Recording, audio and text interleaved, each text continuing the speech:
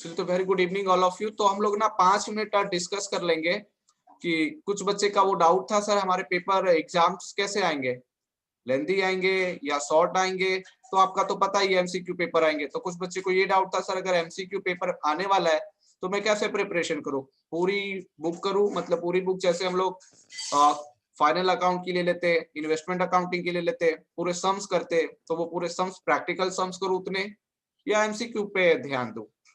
Tax की जैसे बात करूं, इनकम फ्रॉम सैलरी है, ईफॉस हम लोग कर रखे, हाउस प्रॉपर्टी हो गया, मतलब सिलेबस मोस्टली खत्म ही हो गए। तो सर उसकी लेंदी आंसर हम लोग सॉल्व करें कि एमसीक्यू के ऊपर ध्यान दे। तो सबसे सिंपल है इसकी आंसर। आपको जैसे मैं टैक्स की बात करूं तो टैक्स में मैंने जैसे आपको इनकम फ्रॉम बिजनेस करवा रखा है, इनकम फ्रॉम प्रोफेशनल आपके टैक्सेस में, income from business and professional, income from salary है, इनकम फ्रॉम हाउस प्रॉपर्टी है। ये सब जो हेड्स है मैंने पूरे करवा रखा है। इसके 2 पार्ट्स मैंने करवाया, थियरी पार्ट्स भी करवाया आपको, थियरी पार्ट्स भी करवाए और सम्स भी करवाए। अब जो बच्चे थियरी पार्ट स्ट्रॉन्ग कर लिए, थियरी पार्ट उसको पकड़ के चल, कंफर्म है 100% एमसीक्यू कवर कर लेगा वो, क्योंकि एमसीक्यू बनाएगा कहां से, थियरी पार्ट से ही निकलता है एमसीक्यू। हम लोग इफॉस पढ़े थे, डीडब्ल्यू रामू फकीर जी, गणपत पी के आरसी, ये सब पढ़े थे। तो एमसीक्यू वहीं से बनता है, थियरी से बनता है। तो जो बच्चे को थियरी या स्ट्रॉन्ग हो गया ना, वो समझ लेना ये एमसीक्यू तो उसको पकड़ में आ गई, कर लेगा। तो आपको करना क्या है, अगर आपने पूरी तो पढ़ ही ली हो, पूरी तो आप कर लिए हो, तो अभी आपको लेटेस्ट एग्जाम के टाइम पे लेंथी आंसर पे ध्यान नहीं देना है। पूरे सॉल्व फॉर्मेट बेसिस में कुछ नहीं करना है आपको। अभी आपको सिंपल क्या करना है, आपको थियरी अच्छे से कंप्लीट करना है। जो बच्चे को लग रहा है कि सर मैं भूल गया रहेगा, वापस एक बार रिवीजन हो जाए, तो आपको D2S मिला ही है, एलपीसी D2H मिला, उस पर आप जाके रिवीजन लेक्चर देखिए। एक चैप्टर का एक लेक्चर ही है, शायद 1 या 2 लेक्चर होंगे ज्यादा से ज्यादा। अगर मैं इनकम फ्रॉम बिजनेस की बात करूं या प्रोफेशनल की बात करूं या इनकम फ्रॉम सैलरी की बात करूं, तो 2 लेक्चर्स आपके थियरी रहेंगे, उसके बाद सम्स रहेंगे।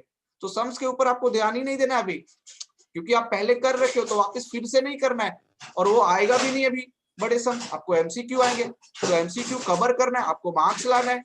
तो उसके लिए भी आपको क्या करना है, पहले पूरा थियरी एक बार अच्छे से देख लीजिए। आप लेक्चर देख लग रहेंगे, फिर से आपको रिवीजन चाहिए, तो एक चैप्टर पढ़ने में कितना लेक्चर जाएगा, 2 लेक्चर ज्यादा से ज्यादा मैं बात कर रहा हूँ, 2। और एक लेक्चर कितने का होगा, 1.5-2 घंटे का लेक्चर होगा।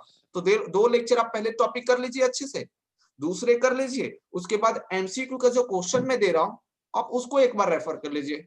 आपके एमसीक्यू का जो बुक्स मैंने नोट्स दिया उसके पीछे भी एमसीक्यू है, एक बार वो भी आप रेफर कर लीजिए। लेकिन वो आप रेफर कब करोगे, जब आपके ये थियरी स्ट्रांग रहेगा। अगर ये थियरी स्ट्रांग है तो आपको खुद एक अनुभव होगा कि मुझे भी आ रहा है।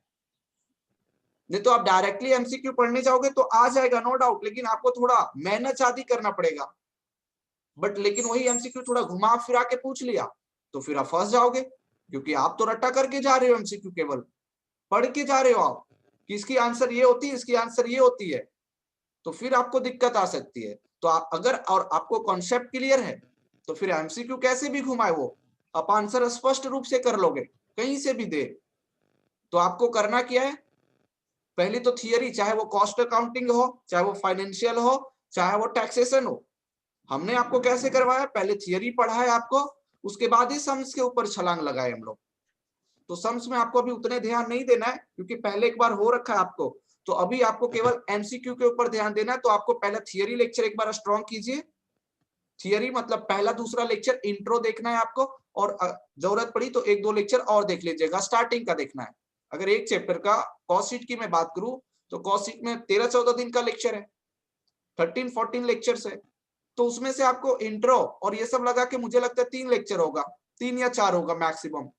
तो वो 3 और 4 ही लेक्चर देखना है, 13-14 लेक्चर पूरा कवर करने की जरूरत ही नहीं है। रिकॉन्सिलेशन में हम लोग करवाए थे, उसमें आपको शायद 4-5 लेक्चर होंगे 4-5 दिन का। तो उसमें आप 4-5 दिन मतलब 4-5 ही लेक्चर है वो, वन डे में आपको 1.5-2 घंटे का ही लेक्चर होते हैं। तो आपको रिकॉन्सिलेशन में एक ही लेक्चर थियरी होगा, तो आप एक लेक्चर देख लीजिए, उसके बाद फिर उसके एमसीक्यू पे ऊपर जाइए। देखिए आपको इससे क्या होगा, डबल फायदा होगा, क्योंकि आपको कॉन्सेप्ट क्लियर हो रहा है, और जब आप एमसीक्यू पढ़ोगे तो वहां पे ये नहीं लगेगा कि आप नए बार देख रहे हो एमसीक्यू, क्योंकि आपने जो थियरी पढ़े वहीं से एमसीक्यू निकल के आ रहा है, तो वो ऑटोमेटिक आपको आ जाएगा। तो इससे क्या होगा, स्कोर करने में आपको हेल्प मिलेगी।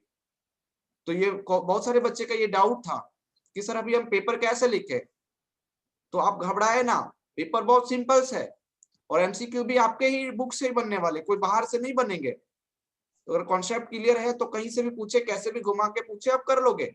हाँ, कुछ कुछ कैलकुलेशन की पार्ट देंगे आपको, तो वो कैलकुलेशन की पार्ट आप कर सकते हो, क्योंकि हम लोग सम्स में कवर किए उतने सम्स, और आपने भी सम सॉल्व किए, टेस्ट भी आपने दिए थे और टेस्ट में भी अच्छे मार्क्स आए थे आपको, तो आप वो कर सकते हो, एनफ है उसके लिए।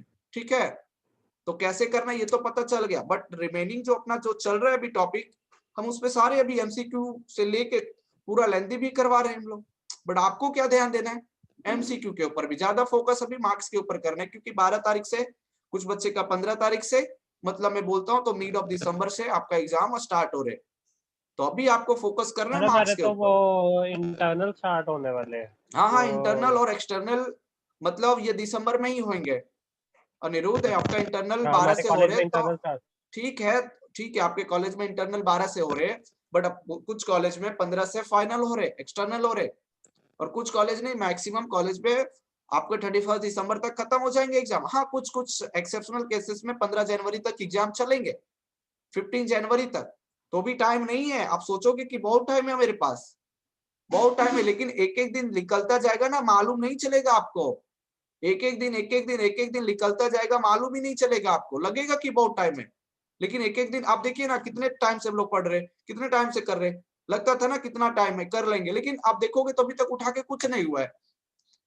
तो अभी से आप करना स्टार्ट कर दीजिए और एक टारगेट रखिए कि आज इतना तारीख है, आने वाले 2 या 3 दिन में मुझे ये चैप्टर फिनिश करना है। आप ये मत देखिए, घड़ी देख के मत बैठिएगा कि 2 घंटा मुझे आज पढ़ना है या 3 घंटा आज मुझे पढ़ना है। आप ये देख के बैठिएगा कि मुझे एक चैप्टर का आज एमसीक्यू या एक चैप्टर का मुझे थियरी कॉन्सेप्ट पूरा क्लियर करना है और उसकी एमसीक्यू भी कर लेना है।